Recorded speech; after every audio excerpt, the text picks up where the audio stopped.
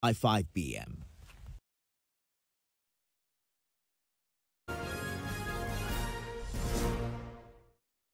We're glad to have you back. Nigeria's non-oil exports were valued at $1.79 billion in the first quarter of 2025, reflecting a 24.75% increase from $1.436 billion recorded during the same period in 2024.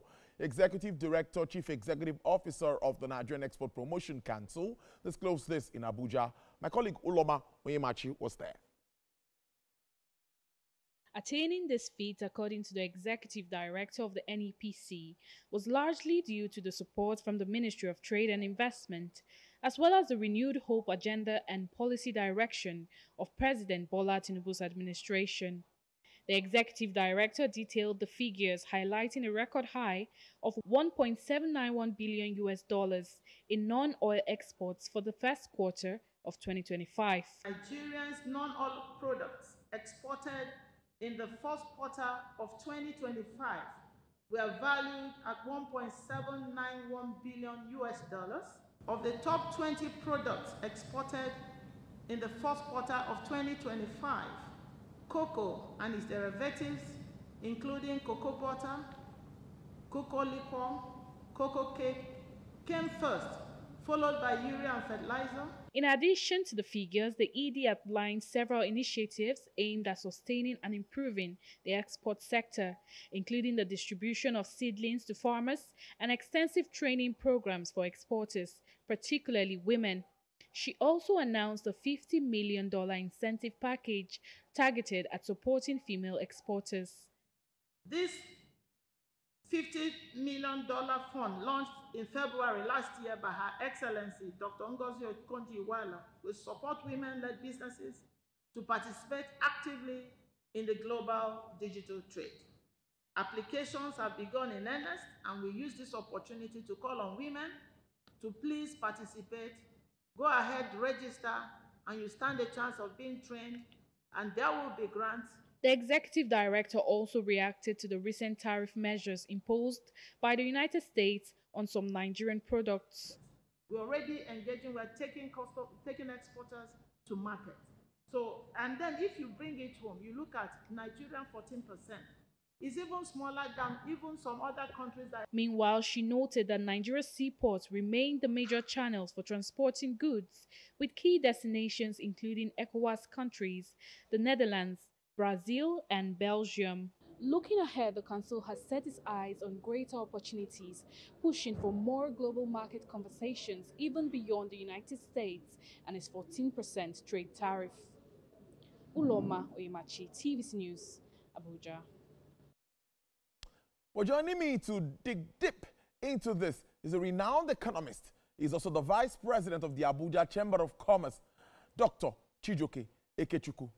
Doc, it's good to see you. How are you today? Good to see you too, Tolu.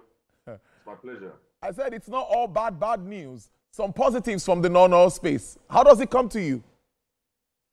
It was a good news to receive, especially coming from non-oil. Recall that we have always recorded most of our revenues from oil revenue, and this is the non-oil sector coming at the right time to give us the desired revenues in foreign currency. If we have been doing so well, exporting oil, and the oil is responsible or has been responsible for almost more than 80% of our revenue base, then this is a good news. And you know, the good thing about non-oil export is the fact that those are the area, that's the sector that is actually going to get us more revenue and therefore more foreign currency to be able to douse the heat around FX. So this is a good news, and we haven't had it this good in many years. Of course, we know that we've had a positive balance of payment in the last few months, well, of course, as at the end of last year.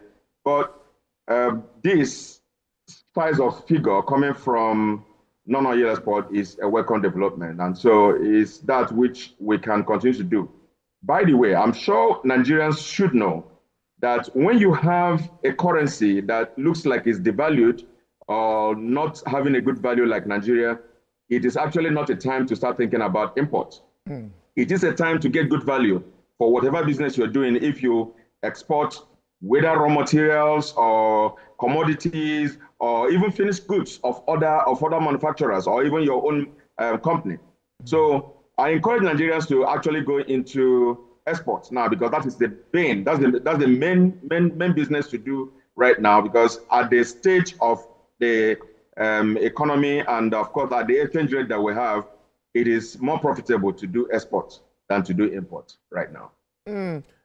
So, like you mentioned, we've been talking about this for some time. I know you've been harping on that we needed to look totally away. But my follow-up question to you would be, there are some challenges. We can still do better than this. I know you would agree with me. So what are those things we need to look into moving forward so that we can even do more than this? As of today, I'm sure you're aware, crude oil prices are on the negative side. There is a decline. They are all in red. So what more can we do? You know, what sort of trainings do we need to put together for the exporters? What sort of incentives do we need to put in for them so that we can have more of them keen into exporting, adding value to Nigerian produce? Yeah, for many years, you know, there has been this paucity of knowledge.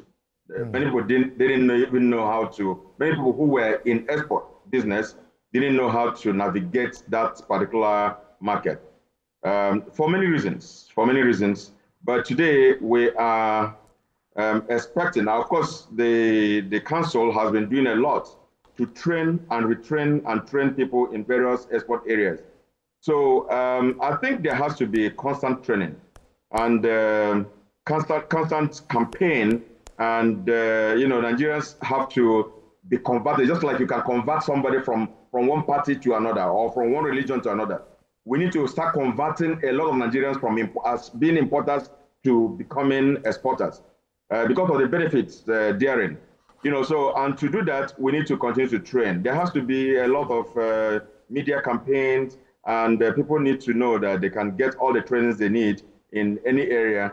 First of all, by registering with NEPC, and then getting all the trainings they need to get from there. So it is a continuous thing, and that should actually consume most of their budgets, that of training everybody, both in schools. I do not know whether such programs have been included in our universities, where you have to train everybody. Whether you are studying anything in business or not, it should be a compulsory subject somewhere and start teaching and you know, including that as a course to be included in the university curriculum. For our farmers, because you hear the CEO of NEPC mentioning cocoa cake, cocoa butter, and all of that, fertilizer, urea, and all of this. For the farmers who are doing this job, this hard job, you know, trying to put all of this produce together, what sort of incentives? How can we encourage them? And I keep asking this question, and anytime I have the opportunity to. How do we make agriculture attractive to young ones, that they willingly want to get into agriculture, and they could also improve what we export? We can improve the quantity, and that will, of course, help us improve what we get as foreign exchange at the end of the day. Yeah, the first incentive for them is actually to make that market, whatever thing they're doing, very profitable. We saw what happened when rice producers became very profitable, became very wealthy because there was the ban on importation of rice at the time. We saw how various breweries in Nigeria are doing well because there was importation of beer in the country and many other things that were banned. So we don't need to allow what we can produce to be imported into the country. Otherwise, you allow many factories or many companies that are manufacturing. There are a lot of raw materials that they can generate from here. So any raw material that we can create and build in this country, we don't need to allow it to be imported. But that's the only way to protect them.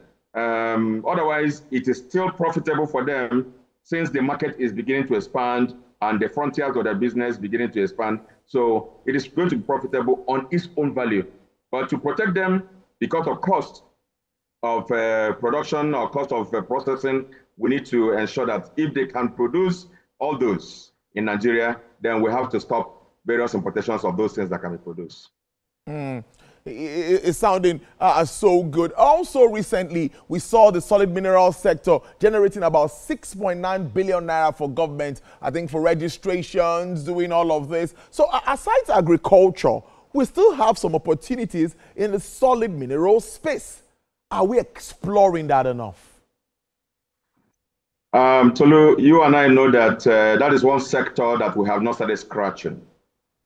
We have not started scratching it because one item in the solid mineral space can actually sustain this economy if we go bullish on its production or its mining.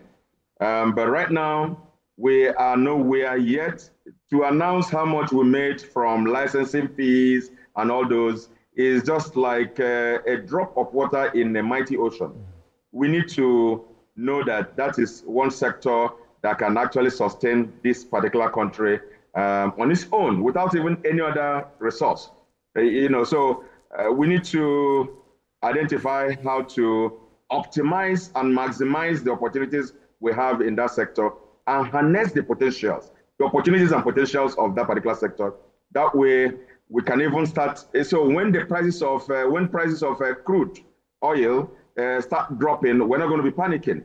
We'll still have other sources that will give us revenue in foreign currencies. So we need to take it very seriously. I think the leadership of the country should be very deliberate about making sure that our solid mineral sector is very well developed and harnessed, just like we have in the oil sector. It is one sector that we haven't started scratching, so we need to do more. You would agree with me that mining and all of it is a bit capital intensive, and the question would come in, what sort of partnership, what sort of conversation should we be having? We've seen countries come in saying, we want to do this with Nigeria. We've seen some interested in lithium. We've seen something happening in Nasarawa State. We've seen so many things happening across the country, gold in Osun State and all of it. So what sort of conversation should we be having? Maybe between the Trade and Investment Ministry, with the Solid Mineral Ministry, and of course Finance Ministry. How do we bring this together? I'm thinking that we need to quickly start to look inwards, particularly for revenue generation, non-oil sector. Yeah, it's a major non-oil sector to look in through. But we shouldn't allow the mistakes we made in the past in the oil sector to happen again. So when we're getting into partnerships and MOUs and joint ventures, we need to be circumspect of the conditions that are there on paper in those joint ventures. Otherwise, it must be private sector driven, and it must be, obviously, we may not have all the technology to be able to get into that sector. So we allow, we get into very right joint venture agreements, and then derive those revenue from there. Of course, we did that in oil, even though probably not well done in the past, but we need to get it right this time by having to have the real experts who honestly know how to do these things to help this country, and also it's going to be win-win for both them and us, so that we can start getting that revenue from the mining sector. So it's a major source of non-oil revenue. The executive director of the NEPC mentioned the $50 million maybe grant, maybe loan available for women to, of course, improve export production and all of it. But my question to you really would be, this is not the first time we are hearing of funds being available for women. At the time, there were some funds available at the Central Bank of Nigeria, the Bank of Industry, but many times they don't get to, access these funds. How, you know where I'm headed already. How can we simplify all of this? That's why I'm already smiling. Part of the Nigerian factor, again, is that once this money has been made known to women in export business, you'll see that everybody will become export. Every woman will become exporter, whether they are in export or not. They will become exporter in order to access this kind of loan, and everything will just vanish. You know, we need to get it right for the first time. If this is tailored towards women who are into exports, everybody cannot just automatically become, including politicians, will automatically become exporters. So we need to have the right people to monitor and to ensure that these monies get to the right exporters who already have pedigree in export business. Now, almost finally, many would tell you also that Nigerian goods and services need to meet standards. Standards, when I mean quality and standards, for them to stand shoulder to shoulder with other goods across the world. You like to be in the United States and walk into any supermarket, and you like to see Nigerian products on the shelf, just like you see products from any other country. What more, what should be done? I know some are doing pretty well, I must say. Some are doing pretty well. But what more can we do for standards, for documentation, for all, so that we don't have rejects and all of that at this critical time when we need funding from all of these resources? It is very important that before people get into any kind of business, they must be able to study or get well trained into that particular business. Research and development is a major aspect of business. If you want to get into export of a particular item, go and do enough research. Continue to do that research. Give yourself enough time to do research and to test the market, and just know that once you have done enough research, you're not going to make mistakes. But what we usually see is that people are going to, Mr. A is joining Mr. B to do the same business just because he has seen Mr. A succeeding in that business. He just joins without, trying to understudy that particular sector and that particular side of business. So it is very important that we understand the business we want to go into and do some research and follow it through. Because if it's succeeding with other exporters or other countries, why can't we succeed on our own? So we need more training, we need more research to be done for us to be meaningful in our business that we're doing. Well, it's a good way to live it. Good morning, Marina Station.